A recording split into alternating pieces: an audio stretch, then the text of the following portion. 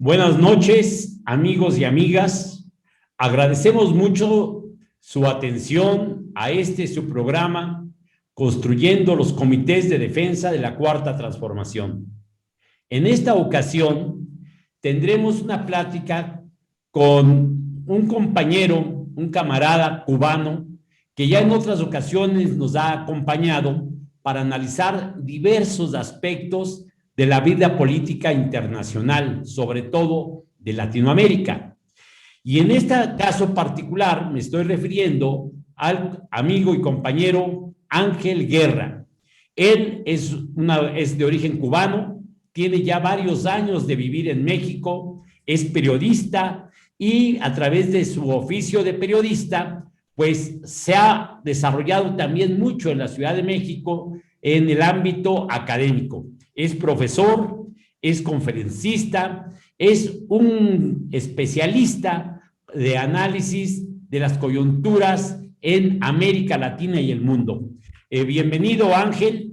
Me da muchísimo gusto tener la oportunidad de platicar en esta ocasión contigo, porque hay un tema que a todos los mexicanos y a todos los latinoamericanos y a todo el mundo progresista le interesa, pero particularmente quiero referirme a México porque se trata del conflicto que actualmente se está viviendo en Cuba y también se trata de cómo este conflicto, pues en realidad es reflejo de toda una conflictividad que se viene dando en el mundo en la lucha de todo lo que se refiere al mundo de progreso, al mundo de buscando una alternativa mejor para los pueblos y las fuerzas conservadoras que se encuentran totalmente desatadas en todo el planeta.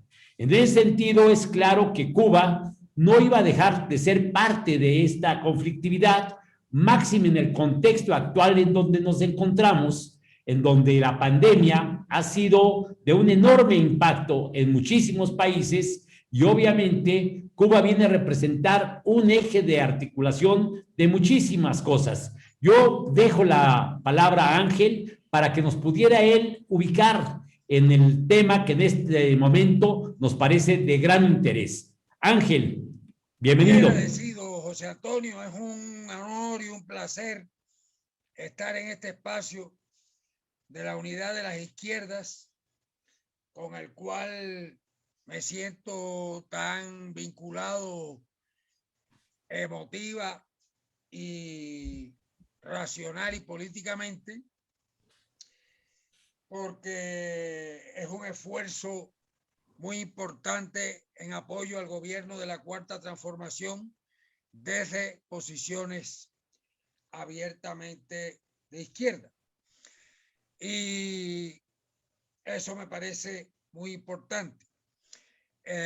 Lo que está ocurriendo en Cuba hay que analizarlo desde el punto de vista que tú decías, o sea, hay toda una reconfiguración del orden de poder mundial, hay una crisis de hegemonía del imperialismo de Estados Unidos, hay una emergencia extraordinaria de actores como China y Rusia. China, bueno, prácticamente imparable, ya camino de superar a Estados Unidos en todos los indicadores económicos, con un potencial científico, tecnológico enorme. Rusia con armas nucleares que todo indica que son muy superiores a las de Estados Unidos, y una potencia energética enorme, con además un liderazgo que tiene un protagonismo internacional muy importante. En ese contexto, en la situación de Cuba actual, se da a conocer desde hace unas semanas que se está revisando la política hacia Cuba por parte del Departamento de Estado. Se habló incluso de que estaban revisando el tema de las remesas, porque prohibieron las remesas a Cuba. Trump tomó 243 medidas para reforzar el bloqueo, de ellas 50 durante la pandemia. Realmente dejó a Cuba sin entrada de divisa prácticamente, en una situación de virtual asfixia económica. No estoy exagerando, estoy hablando hechos totalmente reales y los podría explicar extensamente. Sé que no siempre tenemos el tiempo para entrar en detalles, pero lo que sí está claro es que para la extrema derecha contrarrevolucionaria de Miami, que como tú sabes tiene una enorme influencia política y económica en no la Florida, sino en Estados Unidos en general, y además de eso ha venido teniendo cada vez más influencia en la política exterior hacia América Latina, hacia Venezuela, hacia Bolivia, hacia Cuba, hacia Nicaragua. El caso particular de Marco Rubio, a quien Trump le encargó la política hacia Cuba y a Venezuela. El caso de Bob Menéndez, el senador, que es nada más y nada menos que presidente de la Comisión de Relaciones Exteriores del Senado, a pesar de que es un corrupto, de que tuvo que enfrentar un juicio por corrupción y malversación, del que no se hubiera librado ningún otro senador de no haber sido un miembro de esa mafia cubano-estadounidense, que se llama a sí mismo cubano-americano. Entonces, ellos ven las cosas en términos de ahora o nunca, porque piensan, si hay una revisión de política, si empezara a haber un diálogo, si mejorara algo la relación, digamos, no que se volviera la situación que había con Obama, que no es que Obama levantara el bloqueo, que hay que tener muy claro que nunca lo levantó, pero sí flexibilizó una serie de cosas y dio un paso fundamental, políticamente hablando, que es el restablecimiento de relaciones diplomáticas. Pero ellos están en esa actitud y además esto se une, José Antonio, con que Estados Unidos ha gastado cientos de millones de dólares desde hace años, desde la administración de George W. Bush, luego con Obama, más tarde con Trump, en la creación de todo un clúster de medios digitales y de plataformas, no solamente digitales, sino con distintas tecnologías que transmiten única y exclusivamente hacia Cuba. Hay no menos de 15 o 20. Además de eso, una intervención en las redes sociales en Cuba brutal, que se acentuó extraordinariamente a partir del 15 de junio. 15 de junio, 7 días antes de la votación sobre el bloqueo en la ONU. Inclusive el día de la votación sobre el bloqueo, trataron de posicionar una etiqueta SOS Cuba, pero era tan fuerte lo que había en las redes sociales con el bloqueo que no pudieron posicionar. Pero continuó y se aceleró este proceso. Hay un experto español que ha hecho un estudio de cómo se utilizaron máquinas de bots, capaces cada bot de transmitir 5 tweets por segundo. Fíjate que de la etiqueta SOS Cuba se transmitieron más de 2 millones de etiquetas. Más de 2 millones de tweets con esa etiqueta. Eso te da una idea del grado de tecnología altamente sofisticada y costosa que se utilizó. Pero además el canciller cubano presentó las pruebas de una empresa en Florida que tiene un contrato con el Departamento de Estado, no el Departamento de Estado en Washington, el Departamento de Estado estadual, para operar esta operación mediática contra Cuba y las redes digitales contra Cuba. Llegaron a hacer cosas como esta, José Antonio. Aparecían el 60% de las cuentas que estaban transmitiendo contra Cuba como si estuvieran ubicadas en Cuba. Y fue una maniobra que hicieron con la geolocalización de cuentas que estaban en Estados Unidos para hacer ver que estaban en Cuba. Como te podrás imaginar, la complicidad de Twitter en esto es absoluta.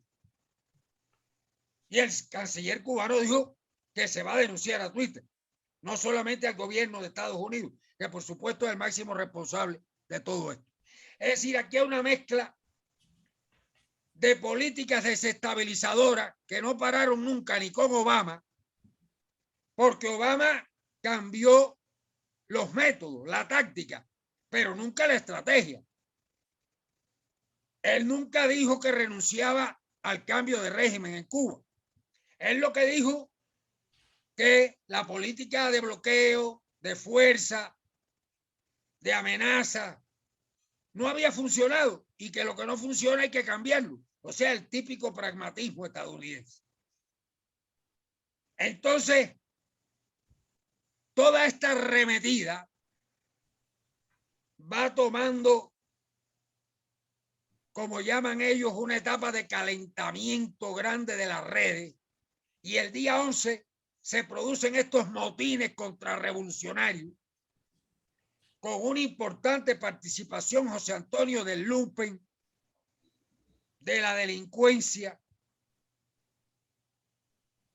de gente indudablemente también confundida, gente que tienen indiscutiblemente carencias e insatisfacciones, como las tiene en Cuba la mayor parte de la gente en este momento, porque nadie se puede alegrar si es hipertenso de no tener el medicamento, y es el caso hoy en Cuba, o si es insulino dependiente, no tener la insulina, o si necesita un antibiótico o un analgésico, no encontrarlo. Esa es la situación en Cuba ahora.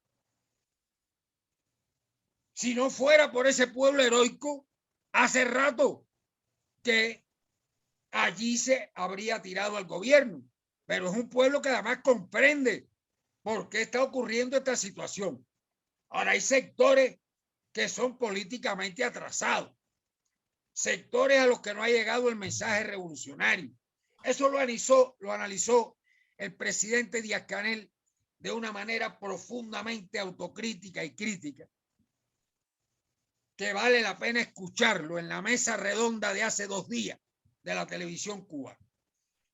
Hay varias intervenciones en esa mesa redonda de otros compañeros que son más bien de temas prácticos de la economía cubana, pero la intervención de Díaz-Canel, que es la intervención política, es la intervención de un discípulo aventajado de Fidel y de Raúl. Un hombre con grandes luces, muy abierto, muy analítico, muy inteligente, un revolucionario.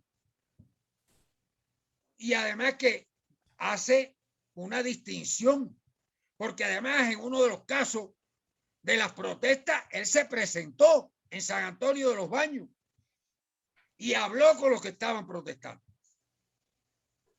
Y llegó a la conclusión, bueno, aquí hay revolucionarios que dijeron, bueno, pues voy a aprovechar esto que está pasando para protestar, para reclamar lo que yo deseo.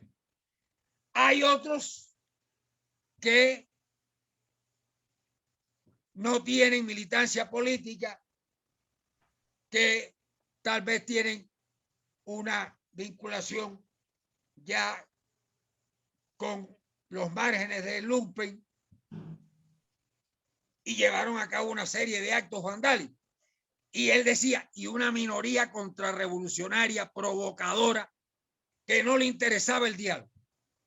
Pero si todo el presidente se presentó en el parque donde estaba el motín y allí dialogó y luego recorrió todo el pueblo de San Antonio de los Baños, cada vez con más pueblo revolucionario apoyándolo detrás. Lo que pasó el domingo fue que primero las fuerzas del orden público y después los revolucionarios salieron a la calle a contener el vandalismo. José Antonio, destrozaron tiendas enteras. Pero no vayas a creerte que era comida lo que se llevaban. No, se llevaban equipos de sonido, se llevaban equipos muy caros, rompieron vidrieras y además en el fondo de todo esto se ve un odio terrible que no es el que caracteriza la cultura cubana, pero sí el de sectores a los que, repito, no ha sido posible llegar con el mensaje revolucionario, o sectores con grandes insatisfacciones. Hay, por ejemplo, jóvenes delincuentes que nuestros centros y digo nuestro porque para mí lo de Cuba es mío, y si hablo siempre cuando hablo de Cuba como nuestro, porque me siento parte de la revolución y me siento responsable como cualquier militante revolucionario de lo bueno y de lo malo. Ángel, mira, a mí me parece que en esta intervención, la verdad es que haces luces en muchas cosas que quizá para los compañeros, compañeras más avesados, más constantes en la observación de lo que va pasando en el mundo y en Cuba, no sea sorpresa, no sea novedad. Pero para muchísima gente que en México conoce la situación cubana, la problemática del bloqueo, pero que de alguna manera pues la cotidianidad te va absorbiendo y ya no tienes tiempo de ver, conocer aspectos más específicos, me parece que la verdad que tú has puesto las cosas muy en claro, ¿sí? Tenemos un pueblo que todos sabemos de manera muy valiente, muy inteligente, con mucha entrega, ha ido haciendo su camino, ha ido teniendo éxitos de verdad impresionantes de muchos sentidos, ¿sí? Lo que más se ve es el aspecto deportivo, el aspecto médico, ahora últimamente en el asunto de las vacunas, y en muchas otras cosas culturales que de alguna manera vienen a mandar un mensaje aún a los más desorientados o a los más conservadores de que Cuba es una cuestión muy especial, ¿sí? Porque muchos entendemos, incluso, insisto, yo he platicado con gente muy conservadora de Nuevo León. Hace algunos años me encontré en una reunión de empresarios y de estudiantes de universidades privadas y ellos decían, hay que apurarnos porque el día que Cuba rompa el bloqueo, Cuba va a ser de inmediato una potencia mundial en lo económico, porque ya tiene una base de capacitación del recurso humano impresionante. Y es cierto, ¿sí? Cuba es... José Antonio, crear esas vacunas, que además no es una sola, 5 candidatos vacunales. Fíjate. No, es que insisto. Candidatos vacunales, de los cuales ya uno fue aprobado por la agencia reguladora cubana y otro está ya por ser aprobado. Pero así en este momento, además, fíjate, Cuba tiene ya casi 25% de su población vacunada. Es decir, no, y otra cosa que también es impresionante, mira, aquí decían, es que no se ha vacunado a un gran sector de la población, sí, como producto del bloqueo, pero aún así, todo lo que es su medicina preventiva, la medicina preventiva de Cuba puede comparar con los países más desarrollados del mundo. No, es que los más desarrollados ya no tienen medicina preventiva porque se mercantilizó su medicina. Así es, así y la es. preventiva no da negocio. Así es. Y entonces no hay sistemas de atención primaria como el de Cuba. Así es, Ángel. Pero precisamente yo a eso iba. Mira, yo ubicando lo que tú nos dices y que digo que es breve pero muy preciso, ¿sí? Un país que se ha movido en las carencias más fuertes producto de un criminal bloqueo de los Estados Unidos, de criminales acciones de guerra, ¿sí? En el sentido de impedir incluso que el país pueda comprar, que pueda integrarse al mundo, ¿sí? Un país que no depende de los ingresos que se manden a Estados Unidos por los cubanos. Perdóname esta breve interrupción. Sí. Las medidas de Trump que Biden mantiene intactas, sin mover nada, y además hoy ya dijo que no va a autorizar las remesas familiares. Fíjate a dónde llega. Se había comprometido en campaña y dice que no, porque es el gobierno el que se beneficia. No sé de qué está fumando este caballero. Sinceramente. No, pues de lo que ellos siempre fuman. Pero además dijo que iba a mandar vacunas a Cuba, que las mande a Honduras, Haití, por favor. Claro. Y en Cuba ya se está fabricando la vacuna por cientos de miles. Están a todo tren las plantas, a pesar de todos los problemas del bloqueo. Están produciendo a todo meter. Y te voy a decir una cosa, la meta es tener el 70% de la población vacunada a fines de agosto. Claro, pero además yo quería 70% con las dosis a fines de agosto. Yo quería poner énfasis de que incluso toda esta visión de medicina preventiva había generado un fenómeno también bastante impresionante, que a pesar de todo, a pesar de todas las condiciones adversas que hemos señalado, la verdad es que el desarrollo de la pandemia en Cuba, pues fue de un impacto porcentualmente muy pequeño, muy débil, porque eso es lo que hace barreras que verdaderamente se ve el cinismo y la desvergüenza de SOS Cuba, cuando no hubo SOS Nueva York, no hubo SOS Miami, ¿tú te acuerdas cuando era el epicentro de la pandemia en Estados Unidos? Además tienen 600,000 muertos. ¿Sabes una cosa, José Antonio? Solo Japón supera a Cuba en menor letalidad por esta enfermedad. Cuba es el segundo país en letalidad y por cuestiones de centésimas son los únicos países que tienen menos de 1%. Así es. Entonces, frente a eso queda claro que lejos de estar en un problema Cuba, producto de un mal manejo político, producto de una desvinculación con su pueblo, producto de un abuso de un gobierno autoritario, dictatorial, todo eso que ellos acusan, eso solo existe en sus mentes, porque realmente la realidad cubana es muy distinta. Es de un pueblo vinculado a su gobierno y que a pesar de tremendas adversidades que difícilmente existe algún país en el mundo que pudiera haber resistido durante 62 años este nivel de acoso, a pesar de eso, Cuba va y sale adelante. Yo nada más quiero que analizáramos por un momento qué pasaría en un país como México, por ejemplo, si de la noche a la mañana nos cerraran la posibilidad de que llegaran las remesas de nuestros compatriotas mexicanos. ¿Sí? Eso sería es su dinero, es su voluntad. Una tragedia social y política de grandes proporciones. Así es. Además, constituiría un golpe demoledor a la economía nacional.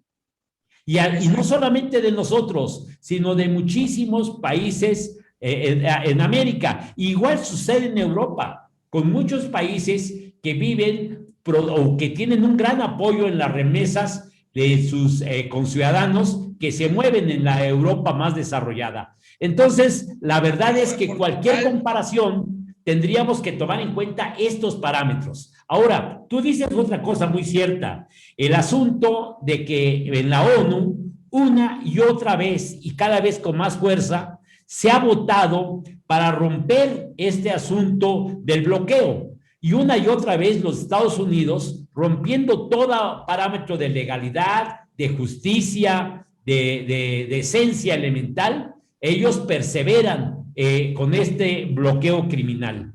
Yo, Ángel, lo que quisiera preguntarte en este momento, ya nos adelantas un poco y la verdad que eso me gusta mucho, pero te iba a preguntar, bueno, ¿cuáles son las reservas que Cuba tiene en este momento para enfrentar esta etapa de agudización en cuanto al bloqueo, en cuanto a las medidas unilaterales, criminales, como digo yo? ¿Cuáles son las reservas del pueblo cubano? Pero una cuestión muy importante también. Yo quisiera que tú nos ubicaras un poco qué se podría esperar de muchos países del mundo y sobre todo muchos ciudadanos del mundo que vemos con preocupación y con renovado ánimo solidario hacia Cuba, qué pudiéramos o qué pudiera plantearse en este momento como alternativas importantes a desarrollar. ¿Sí? Un poco si pudieras también tocar cómo va la relación o hasta dónde piensas tú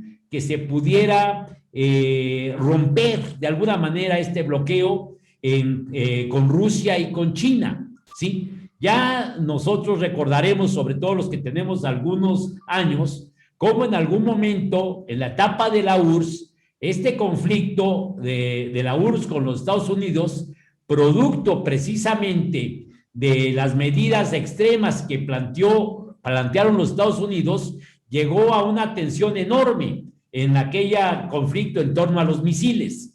Obviamente estamos en otros tiempos, no va a haber algo similar en los años por venir. Sin embargo, es obvio que se tensan las relaciones internacionales a partir de la actitud de los Estados Unidos de querer imponer sin ningún referente legal, ni ético, ni humano, una condición de sometimiento y de secuestro de un país entero.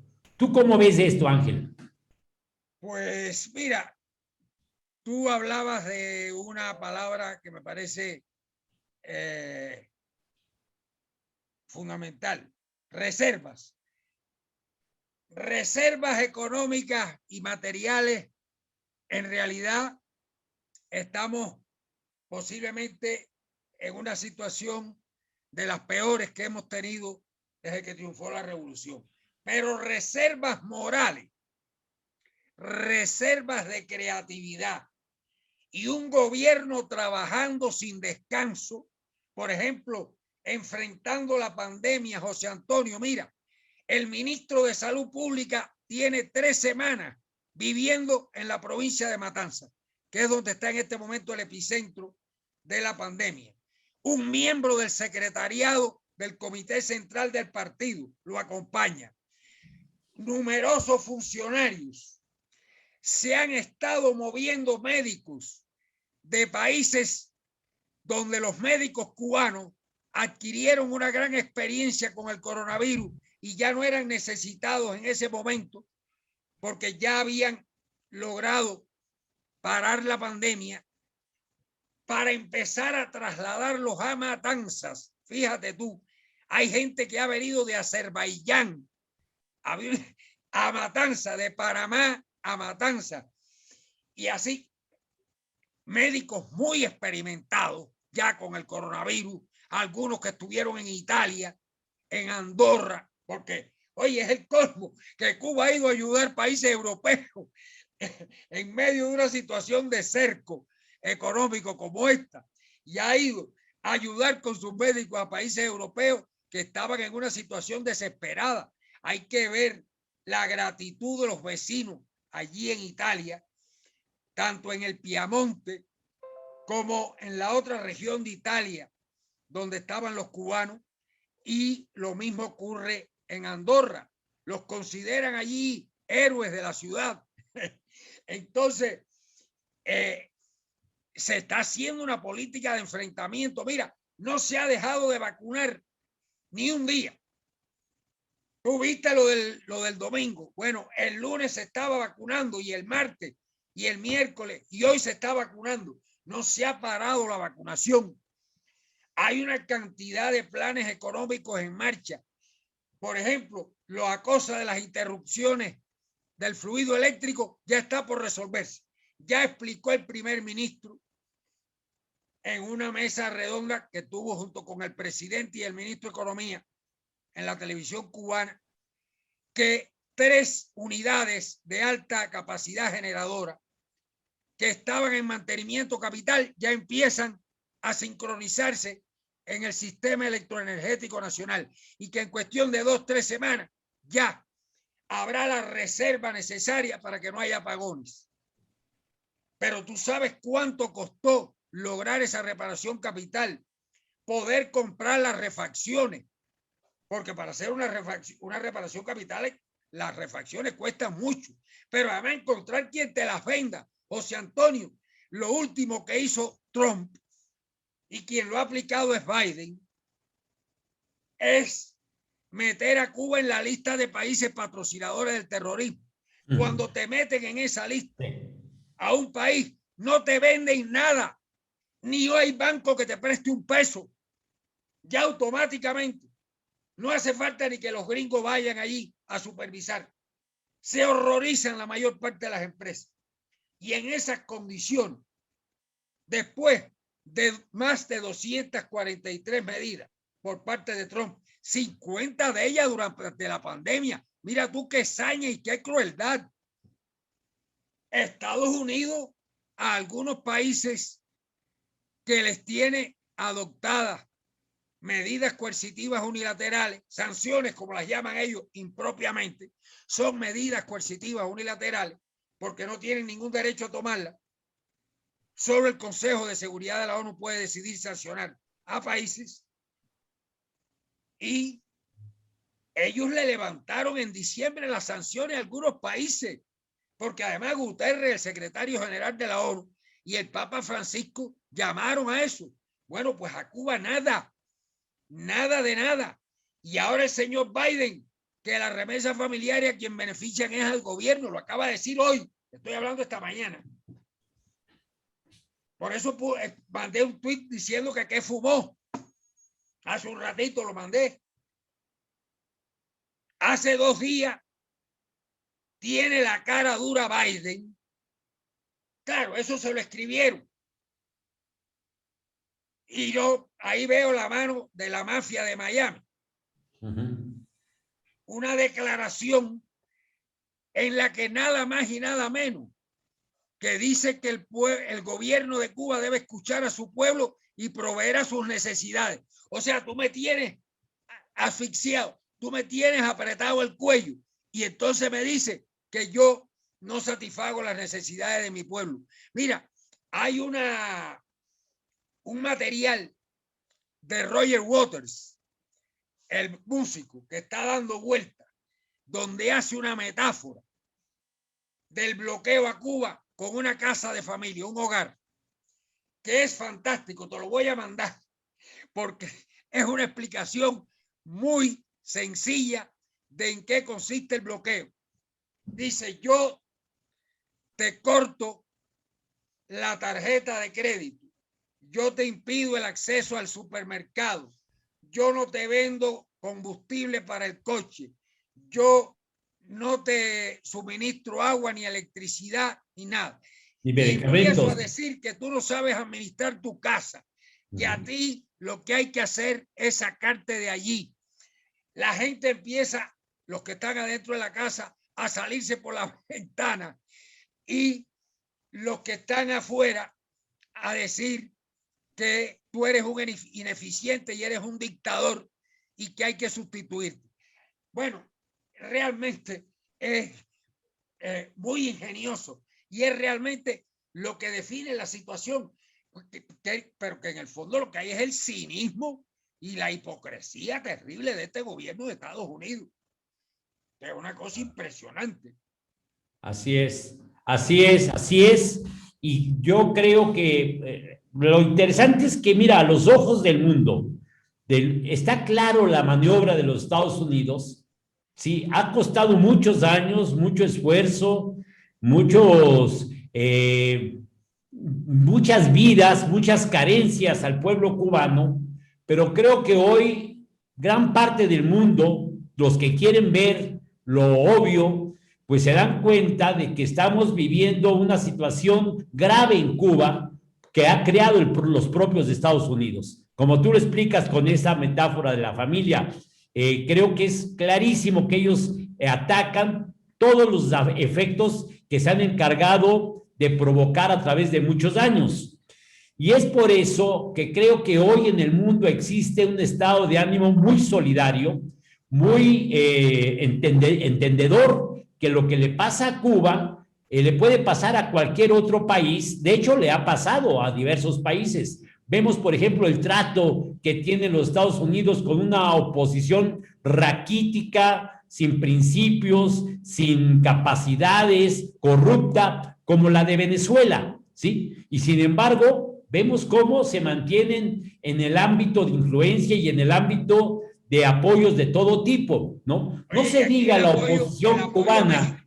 El apoyo a mexicanos primero, que todavía no han Sí, dado ahí está, ahí lo tenemos clarísimo, ¿no? Dinero que está entrando al país para alimentar políticas de cuestionamiento a nuestro gobierno, ¿sí? Pero yendo al tema que en este caso quería yo pedirte tu opinión, a mí sí me interesaría que algunos comentarios que pudieras tener respecto a la actitud de diversos pueblos y diversos gobernantes en solidaridad con Cuba. Particularmente yo te quiero decir que a mí me gustó mucho la mañanera donde Andrés Manuel presenta en una playa llena de gente protestando y luego pasa a aclarar que a diferencia de cómo se hizo hacer, cómo se hizo creer en un primer momento, que era el pueblo cubano protestando contra su gobierno, se trataba de una movilización de hace ya algún tiempo realizada en Egipto,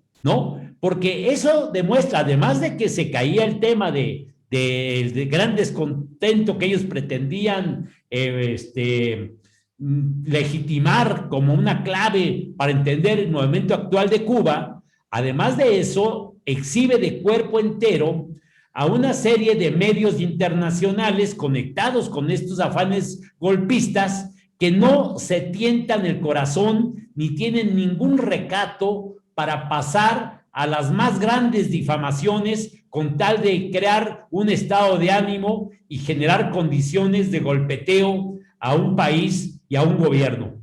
Creo que la actitud de Andrés Manuel fue muy clara cuando él dice, le pregunta a un periodista, Ángel, cuando le pregunta al periodista que si se piensa apoyar o se piensa vincularse de alguna manera para poder ayudar en esta situación a Cuba, y el presidente dice, bueno, en el momento en que nos lo pidan, porque de alguna manera nosotros pues pensamos que no hay ningún país que pueda impedir el libre flujo de mercancías, el libre flujo de solidaridad y sobre todo cuando hay bases humanistas, ¿no? Mira, José Antonio, yo interesante creo, esto. ¿Cómo ves, Ángel, el tema? Yo creo que la declaración de Andrés Manuel fue un cañonazo. En realidad fue extraordinaria. Le dio la vuelta al mundo. Tiene una enorme fuerza moral. Más claro no pudo ser. Si quieren proporcionar ayuda a Cuba, que quiten el bloqueo. Como lo está pidiendo, añadió la mayoría de los gobiernos de la tierra. Los 184 de 193 países, 184, Estados Unidos e Israel, que estuvieron en contra, y los otros que o se abstuvieron o no concurrieron a la votación. Los que se abstuvieron son achichincles, como el gobierno colombiano o el brasileño. Y oye, te digo que extraordinario, pero además,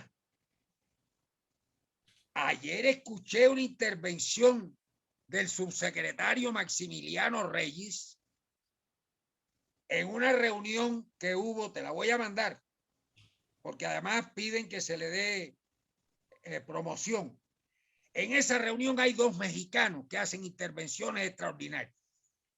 Una es el vicecanciller Maximiliano Reyes. Verdaderamente impresionante, porque además dice, estamos en constante contacto con los cubanos, saben que cuentan con nuestro apoyo, saben que pueden contar con nosotros. Es decir, está diciendo que la cosa que dijo Andrés Manuel va muy en serio. Y yo estoy seguro que va muy en serio. Y estoy seguro que va a pedir que Cuba le diga cuáles son sus necesidades en medicamentos, en alimentos, etcétera. Aparte, quiero decirte, Cuba en este momento está en un trabajo a fondo para salir de la escasez de alimentos, de medicamentos. Pero bueno, a Dios rogando y con el mazo dando. Ahí está. Eso de Andrés Manuel tiene un valor moral extraordinario, pero extraordinario. Te digo que le dio la vuelta al mundo, además por la importancia de México, por el prestigio que tiene López Obrador cada vez mayor, que aunque no sale de México, que algunos critican y demás, pero hace política exterior todos los días, en la mañanera y fuera de la mañanera, y lo inteligentemente que la sabe hacer. Y creo que fue muy importante, pero además el gobierno argentino, el gobierno boliviano, el gobierno venezolano, el gobierno chino, el gobierno ruso, numerosos países africanos, Irán, todos los países del Caribe,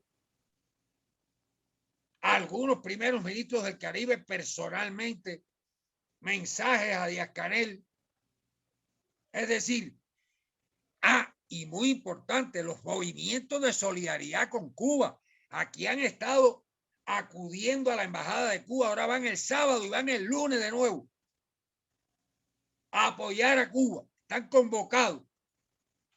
Lamentablemente en los horarios en que ellos están, yo tengo trabajo periodístico. Sí. Pero sí, porque me gustaría poder estar ahí, pero bueno, pues el trabajo me lo impide. Pero ya ha habido movilizaciones y las seguirán habiendo. Además, te voy a decir una cosa. Está tomando una fuerza la colecta para apoyar la vacunación en Cuba, incluyendo la compra de jeringas y la compra de otros insumos que son necesarios para apoyar la vacunación. Y uno de los países donde esto está tomando mucha fuerza es en México. Muy interesante. Ángel. Mañana vamos a hablar de esto en el, mañana no, perdón, a las 5 de la tarde de hoy en el Buzón Ciudadano. Vamos a estar hablando de esto, Tatiana Cole y yo. Por cierto, terminando contigo aquí, tengo otra plática con un colega español donde hoy todo el día es desde las 7 de la mañana hasta las 12 de la noche, puro debate sobre la situación en Cuba.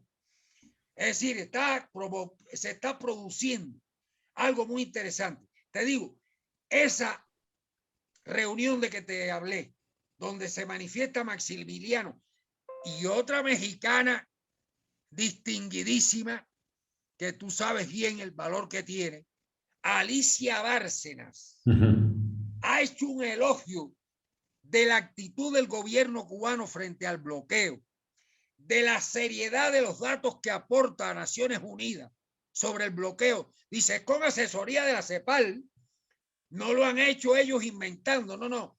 La CEPAL convalida los datos que da Cuba sobre, por ejemplo, los 9.000 millones de dólares que perdió Cuba el año pasado por el bloqueo, están certificados por la CEPAL. Los 100 y pico mil millones que ha perdido Cuba en los 60 y pico años de bloqueo, eso está certificado por la CEPAL. Y además dijo, le recomiendo a todos que se lean el informe de Cuba sobre el cumplimiento de las metas del 2030 de la ONU, porque es un informe ejemplar. Y añadió, y en estas condiciones tan difíciles, Cuba va a crecer un 2% este año. Tú sabes que Alicia Bárcenas es una mujer muy prestigiosa, muy competente. ¿Te acuerdas que Andrés Manuel la quería traer a la Cancillería? Así es, fue invitada. Exactamente. Y bueno, quedó eso porque ella dijo que quería terminar su periodo en la CEPAL, pero no quedó como cerrada la posibilidad. En Así todo es. caso, es una mexicana muy distinguida y que da en ese contexto. Ahí estaba Dilma, ahí estaban cancilleres de varios países y ex cancilleres de países progresistas. Estaba el canciller Celso Amorín, que acompañó a Lula y a Dilma. No, en realidad una reunión muy interesante. Estaba Evo Morales, estaba Fernando Hugo, el paraguayo.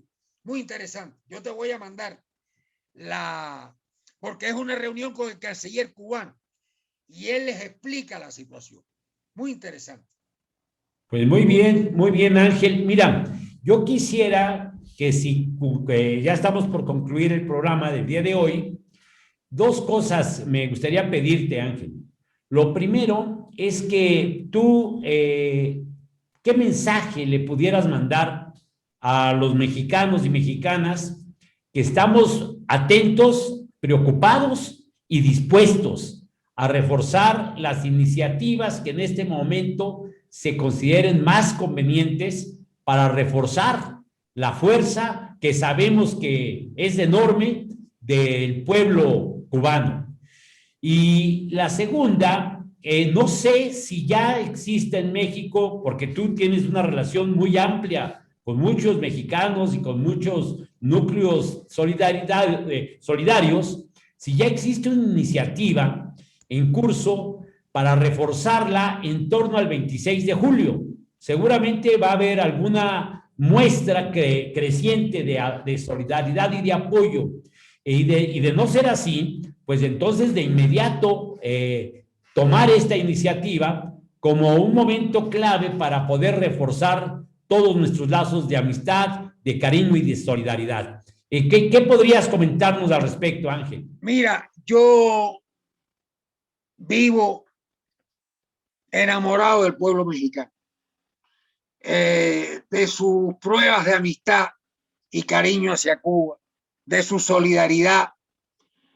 ¿Te acuerdas en el momento aquel en que se derrumba la Unión Soviética, que además Cuba no tenía como tiene hoy una producción de combustible, de petróleo, que ha logrado desarrollar con un gran esfuerzo y que no es suficiente para abastecer al país?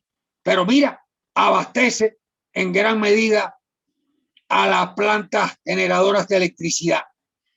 ¿Y te acuerdas aquello que mandar los buques de petróleo para Cuba?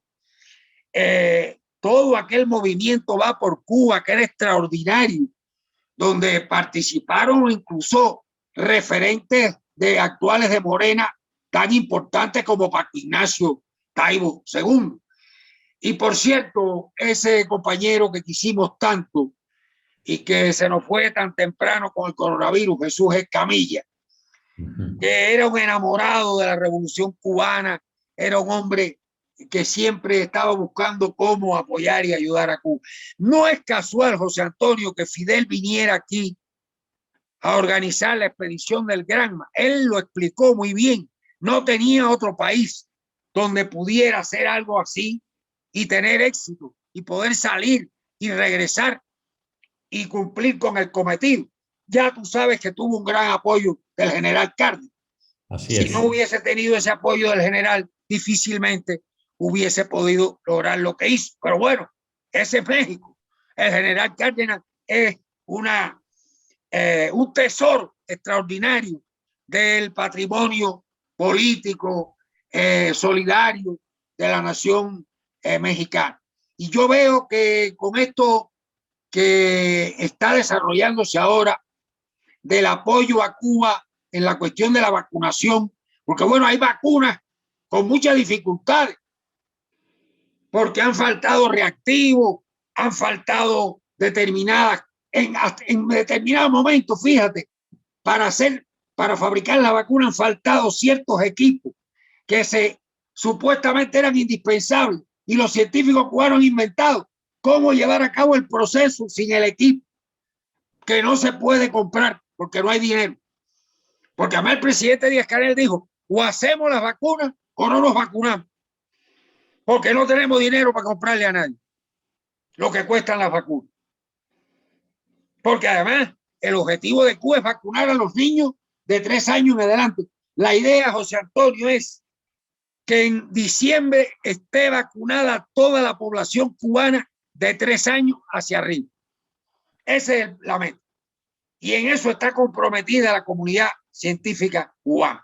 Y creo que todas estas apoyos solidarios, como el que se está haciendo en México en este momento, y sobre el que vamos a hablar dentro de un rato en el buzón ciudadano, la compañera Tatiana Cole y yo, además de la importancia material que tienen, sobre todo tienen un valor moral enorme. Tú te imaginas ese pueblo que está siendo vacunado, cómo se emociona, porque mi hermano me escribió, ya me pusieron la 3ª dosis. Porque las vacunas cubanas son de 3 dosis, José Antonio. Ya. Por una explicación científica que no voy a dar ahora porque me desviaría. Y así, amigos míos y amigas que se van vacunando, emocionados porque saben todo el esfuerzo que ha habido que hacer, saben todo lo que hay detrás de eso, y además el esfuerzo de los científicos, de los centros de investigación, que Fidel tuvo la visión extraordinaria de crearlos, de impulsarlos, de dotarlos de no solamente equipos y de una base industrial, porque son centros de investigación, producción y además de comercialización internacional. Están concebidos así. Y los dotó de una mística, de una entrega a la salud del pueblo, y de que no es mercantil, que es salvar vidas, que es realmente lo que anima a las médicas, los médicos y el personal de salud de ambos sexos de Cuba. Por eso yo me alegré mucho también cuando fueron vacunados todos, los científicos, los médicos y todos los trabajadores de la salud, entre los primeros, porque en realidad han dado una batalla y la siguen dando tremenda. Lo mismo en Cuba. Tú sabes que han ido a 50 países y territorios del mundo en medio de la pandemia.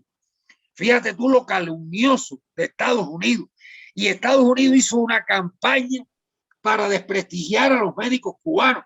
Logró que los expulsaran de Brasil, de Bolivia, de El Salvador. Fíjate dónde llegaría, José Antonio, que el New York Times llegó a publicar tremenda nota, larguísima, que se titulaba "La expulsión de los médicos cubanos en varios países de América Latina ha tenido un gran efecto en la aceleración de la enfermedad", porque son lugares donde no hay otro médico que vaya que no sean los cubanos. El New York Times, de ese tamaño. Yo creo que cualquier cosa que hagan los mexicanos en el sentido de apoyar este esfuerzo en Cuba se va a recibir con un enorme amor y va a ser un estímulo moral extraordinario.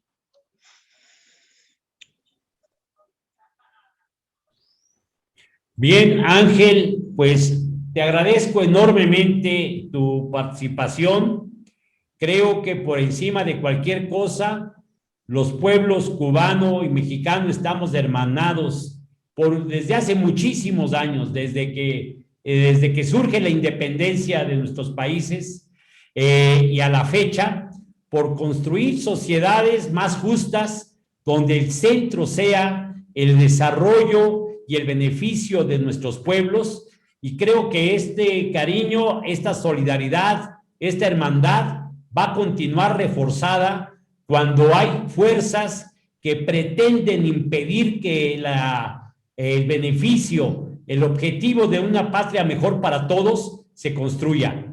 Yo estoy seguro que el pueblo de México va a tener respuestas de muy fuerte magnitud, porque lejos de amedrentarnos la actitud agresiva de los imperios irracionales, abusivos, son un acicate para que se crezca en solidaridad, en amistad y en sacar adelante los propósitos comunes. Te mando un abrazo Un abrazo Ángel, en la distancia, hermano. espero muy pronto tener oportunidad de volvernos a ver. Me daría un gran gusto. Es un honor siempre compartir con ustedes. Gracias, Ángel. Bien, pues no nos queda más que recomendarles que a continuación escuchemos del mensaje las palabras, como digo yo, siempre oportunas y siempre sabias de nuestro amigo Armando Bartra. Los dejamos con él.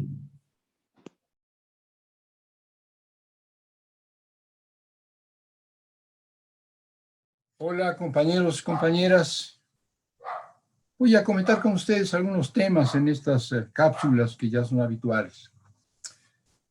Lo que quisiera decirles en esta ocasión es que lo que nos motiva, lo que nos mueve a la gente de izquierda, a la gente justiciera, a la gente libertaria, a la gente progresista, simplemente progresista, es la esperanza.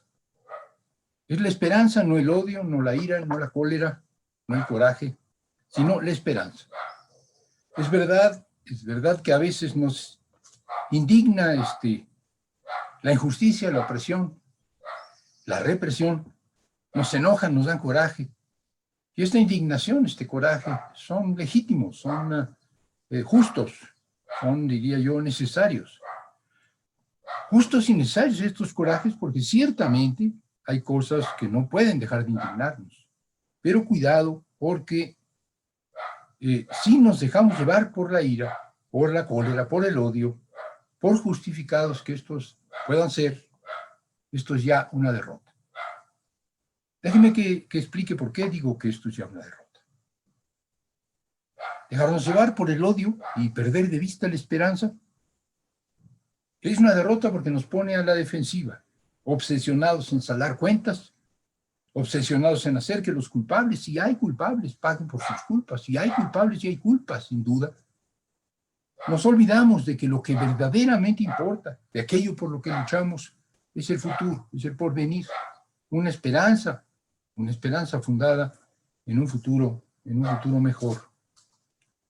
Y la esperanza que nos mueve, la esperanza que mueve a las izquierdas, a los progresistas, es una esperanza con fundamento, una esperanza realista, diría yo, una esperanza posible.